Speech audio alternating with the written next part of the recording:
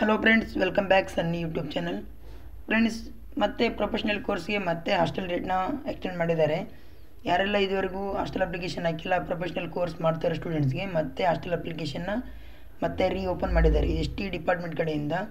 ಬನ್ನಿ ನೋಡ್ತಾ ಹೋಗೋಣ ಅಪ್ಲಿಕೇಶನ್ ಆಗಲಿಕ್ಕೆ ಲಾಸ್ಟ್ ಡೇಟ್ ಯಾವಾಗ, ಯಾವೆಲ್ಲ ಸ್ಟೂಡೆಂಟ್ಸ್ ಅಪ್ಲಿಕೇಶನ್ ಹಾಕ್ಬೋದು ಅಂತ ಈ ವಿಡಿಯೋದಲ್ಲಿ ಸಂಪೂರ್ಣವಾಗಿ ತಿಳ್ಕೊತ ಹೋಗೋಣ. ಫಸ್ಟ್ ಟೈಮ್ ನಮ್ಮ ಚಾನಲ್ ಯಾರಾದರೂ ವಿಸಿಟ್ ಮಾಡಿದರೆ ಪ್ಲೀಸ್ ಒಂದು ಲೈಕ್ ಮಾಡಿ, ಶೇರ್ ಮಾಡಿ, ಸಬ್ಸ್ಕ್ರೈಬ್ ಮಾಡಿ. ಬನ್ನಿ ಫ್ರೆಂಡ್ಸ್, ವಿಡಿಯೋನ ಸ್ಟಾರ್ಟ್ ಮಾಡೋಣ.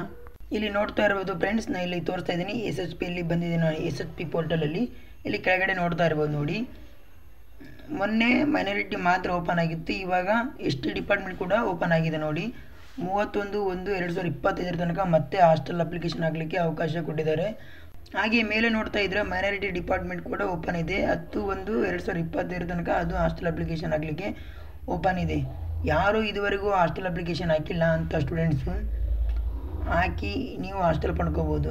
ಹಾಗೆ SC ಹಾಸ್ಟೆಲ್ದು ನೋಡ್ತಾ ಹೋದರೆ ಆ SC ಹಾಸ್ಟೆಲ್ ಕಡೆಯಿಂದನೂ ಡೇಟ್ನ ಎಕ್ಸ್ಟೆಂಡ್ ಮಾಡಿದ್ದಾರೆ. ಅದು ಕೂಡ 31/1/2025 ತನಕ ಹಾಸ್ಟೆಲ್ ಅಪ್ಲಿಕೇಶನ್ ಹಾಕಲಿಕ್ಕೆ ಅಲ್ಲಿ ಕೂಡ ಅವಕಾಶ ಕೊಟ್ಟಿದ್ದಾರೆ.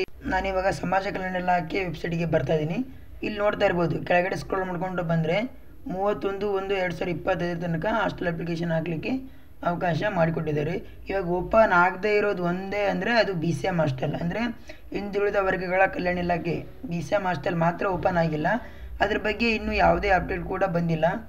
ಅದಕ್ಕೆ ಯಾರು BCM ಸ್ಟೂಡೆಂಟ್ಸ್ ಇದ್ದಾರೆ, ಅವು ಜನರಲ್ ಸ್ಟೂಡೆಂಟ್ಸು SC ST ಹಾಸ್ಟೆಲಿಗೆ ಅಪ್ಲಿಕೇಶನ್ ಹಾಕಿ ಹಾಸ್ಟೆಲ್ ಪಡ್ಕೋಬೋದು.